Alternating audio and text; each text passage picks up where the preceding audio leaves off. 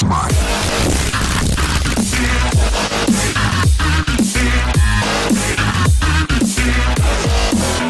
Good evening, Mr. Hudson, and good evening to all our viewers out there, if there are any. Welcome to the Fully Dosed Show with Bulk and Dupes. It's great to have you guys back. As you can hear, we now have a name for this project of ours, and I think it's quite apt, wouldn't you say, Andrew? I think so. With where we're going to go, you'll see. It's spot on.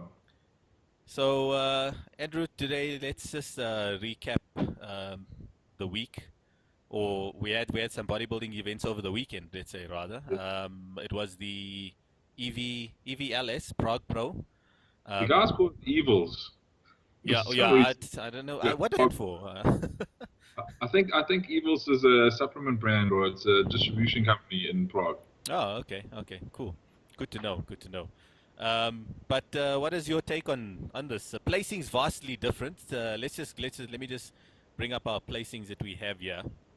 So we had Bonac first, Rami second, Dexter third, Roden, and then Ruli fifth.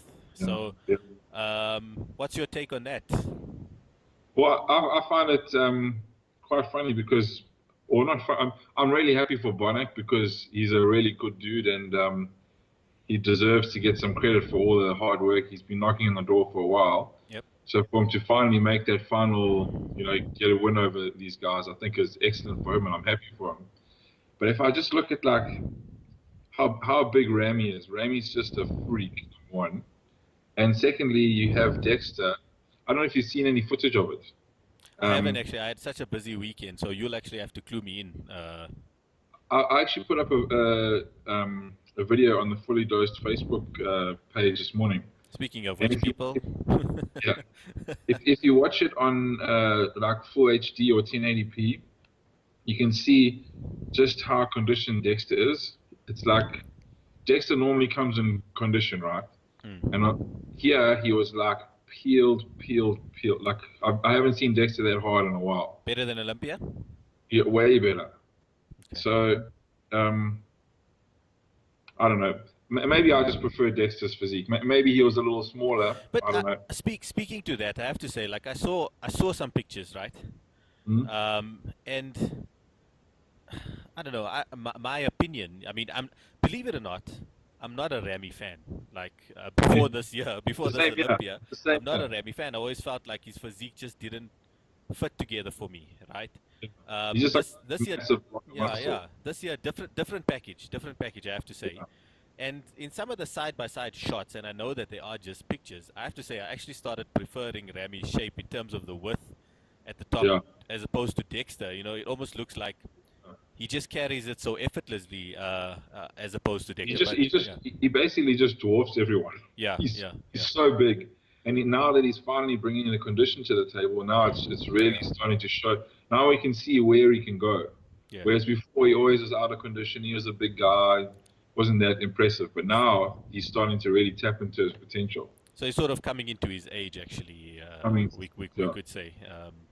Exactly. So for me, I mean, then again, you got a guy like Bonac who's just got tons of freaky muscle, and I mean, he's not the tallest guy, but he's put together pretty well, and he's got a smallish waist, and he's got big quads, and he's impressive in a lot of poses. But then, I don't know, maybe it's the aesthetic lover in me that prefers Dexter's physique. But for me, when Dexter's truly on, even if a big guy comes along, my personal opinion always starts with Dexter. Yeah. But it's quite interesting because the week before, you have Bonac in fifth, and now he's winning. Yes. And the week before, you have Rami first, Dexter second, Roden third, and Ruli in fourth. Yeah. And it's just interesting to see Bonac go from fifth right up to first. Oh. And he's basically beaten every single person except for Full Heat from the Olympia. Yeah, that's true. Well, essentially, Kuwait, well, I mean, it's Kuwait, right? And Evils, or Prague. Where's Bonac from? He's European, if I'm not mistaken. I think he's from Holland. Holland, yeah. So, one could argue that they know his physique on that side of the world. As we know, these things are slightly subjective. But yeah, and I suppose also maybe speaking to the different preferences in different parts of the world, I suppose. Yeah. But I mean, I'm happy for Bonek. I think he must feel really good about finally cracking a win, especially over the quality, the level of quality guys. that was there. Yeah, agreed. Basically beating everyone except for Phil Heath now. I mean, that is basically the top 5 at Olympia, basically that he just beat. Six. Yeah, excluding Phil. Yeah, top 6. Sorry, yeah, excluding Phil. Yeah. All right. How are you doing, Mr. Hudson? I'm good. Our last conversation. So today I started my first little rehab session on my pec, and it's quite funny to. I mean, 2-3 weeks ago I was repping out 3.5 plates on a bench press, and now I'm doing push-ups on my knees, doing like little like eccentric movements, and it's all controlled and little exercise bands and stuff like that. Is there a lot of pain there? It's not painful. It just feels different. I mean, obviously with torn tissue, now the muscles changed a little bit in shape. Yeah. Or the nerves are a little kind of confused. So it's just a little bit different. And I keep, like, every single day I'm checking, like, is it still there? Like, when is this thing going to shrink? But I mean, you can't see a difference at all. So what is it, like a lump or something? Nothing. No, it's nothing. I mean, if I dig really deep and try and like find a spot in here, it's a small little gap. Okay. But it's not like torn where you can see it. Like if I lift my arm up or if I move around, you can't see it. So it actually sounds scary. Yeah, but it just feels strange. Like whereas before, I've never been afraid to lift a weight. Like I've always been confident that if I can pick something up, I'm going to move that thing. And it's not, I don't have any reservations or any negative thoughts in the back of my mind that something could happen. Yeah. So now, even just doing a push-up, I'm like waiting, like, is something happening here? But I mean, the guys that I'm working with, they're really good at what they do. They deal with all the top people. Are you going to like a rehab place or whatever? Yeah, it's a biokineticist. Garth Hall is in the gym that I train out of, actually. Okay, cool. And he helped me with my bicep and now with my pec. And he reckons within the next 3 weeks, I should be pretty much good to go. All right. So, whole bunch of rehab, whole bunch of funny little stuff, but on the mend. Well, that's good to know. Good to know. Yeah. And you? Well, with me, and maybe we can actually discuss. Maybe you can help me out here because I'm sort of we're running a show at the end of the year, the 19th of November, which I'm trying to get in shape for. And then summer's coming, so I'd like to just sort of. You're supposed to be shredded all the time. You're the layman. Dude, come on. I'm like, listen.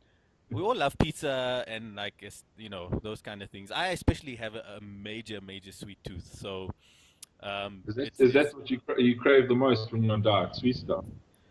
Not actually. Like in all honesty, like pizza is like a huge weakness, like massive. So when you finally do manage to get to compete, Debonair's is going to have a weekly delivery to your house. Just to test your willpower. No, you listen. In all honesty, you can deliver 10 Debonair's pizzas here through my prep, and I wouldn't even look at it a second time because Debonair's these days, in my opinion, has really lost like its quality and all. I mean, like you don't even get any protein on that shit anymore. Like, and then there's like half the cheese that there used to be. So, no. So what's the numero uno pizza? Well, like we like halal and all of that kind of jazz. So, there's a place here in Joburg called La Padrino's Pizza, which is really good in Greenside. They make like huge pizzas. Like the large is like bigger than your average large pizza. So, I mean, their margarita is actually just amazing as well. So I normally get about 2 or 3 of them. Really? And that much? You haven't seen me eat pizza, Andrew. I by myself can eat about maybe 1.5 of those, and then Debbie eats the rest. Okay. Which is giving me a look here. But yeah, Yeah. we're supposed to do something technical each week. So, what's your top tip, Mr. Hudson, for me? I need to get in shape for summer. Let's. What do you want to discuss? Product, a supplement? Well, I was just thinking along the lines of, there used to be this idea that as soon as you wake up, you have to have like fast digesting carbs and fast digesting protein to stop like this catabolic state that you're in. Funny you say that. But I'm going to let you continue because I'll tell you what I'm doing on my diet at the moment. Tell us. Let's see. Well, I'm basically just starting off my day with no carbs, actually. Egg whites and like some kind of green or something like that. Spinach, broccoli. Yeah. In actual fact. And I find that it actually, for me, has been working a bit better, actually. So what do you think about that? Okay, so like a lot of people are under the impression that there's this huge catabolic thing that happens at night. And to a small extent, that's true. So the cortisol level naturally rise in the morning. And cortisol is not necessarily a bad thing if you're trying to burn body fat, because cortisol breaks down tissue. So ideally, if you're trying to get lean, doing cardio on a completely empty stomach, your body's gonna start breaking down fat and utilizing fat for fuel. Ah, okay. And then I mean, straight after that, you don't need to just shove a whole bunch of carbs in you either. You can still just have like your protein wave kind of a thing. Yeah. Oh, exactly. And then you want to stop any muscle breakdown after that. So it's just I think it's a little bit of a misconception. And for years, I've always been the kind of person that's followed like a strict eating plan. So I've always planned out even before I was working with coaches and that, I'd plan out what my day would be, and I read all the books and what everyone was doing. And whenever I did this and I had carbs in the morning, I followed strict diets, like low fat and like very lean and low calories. And I really just struggled to get into shape. And once I started working with John and he made me do these things, all of a sudden now I can't, it's difficult to get fat. So now, like at the moment, I'm pounding the rice at night. As long as I have the carbs very low in the morning, then your body fat generally tends to stay lower because your insulin sensitivity is higher. Okay. So also by having a few meals. Say it again. Your insulin sensitivity is higher when in the evening, morning. No, or just in general because now you're not having a few. Oh, you're not having pounding carbs all the time. Yeah. Exactly. So if you're pounding carbs all the time, then your body kind of gets used to it and kind of shrugs it off. Become a bit more insulin resistant, actually. Yeah. Yeah. Exactly. Okay, cool. So for me, I mean, like I'm sort of eating my first carb around, I think it's 1 o'clock in the day. Yeah, that's cool. And then I train at around 3:30. Yeah. So I mean, am I stretching my No, metabolic possibilities? No, I don't think so. I think you're just prolonging the amount of time that you're burning body fat for. All right. Okay, cool. Well, good to know. And then the carbs that you do eat just get shuttled towards towards my workout. Yeah, I mean, like today, as dead as I am, I'm pretty tired today. I'm still in gym clothes. You probably felt your best a couple minutes into the workout. Yeah, actually, I had a back workout. I had a good pump. Yeah. Normally, I deadlift at the beginning because of my back issues or something like that. But I actually moved the deadlifts to the end. And we still managed I still managed to get out like 220 for 3 off the floor, not on a platform or anything like that. I failed on about 240, for my 1 rep max. I always love to do a 1 rep max anyways. Even though we're supposed to be bodybuilding, but I still enjoy the power side of things. But in all, in actual fact today, because I had a bit I double cheated on the weekend, which I shouldn't have. I'm human, okay? So I decided to just low carb it today. So I had an actual carbs today, about 30 grams, which is all pre-workout. And that's pretty hard. Yeah, and I just wanted to deplete a little bit again. Tomorrow I'll lift it back up to where it has been, which is about on my prep so far about 150 grams of carbs. So which is decent. So But Andrew, I think that's where we can call it for this evening. Thanks for your opinions on EVLS. And thank you for your dietary input.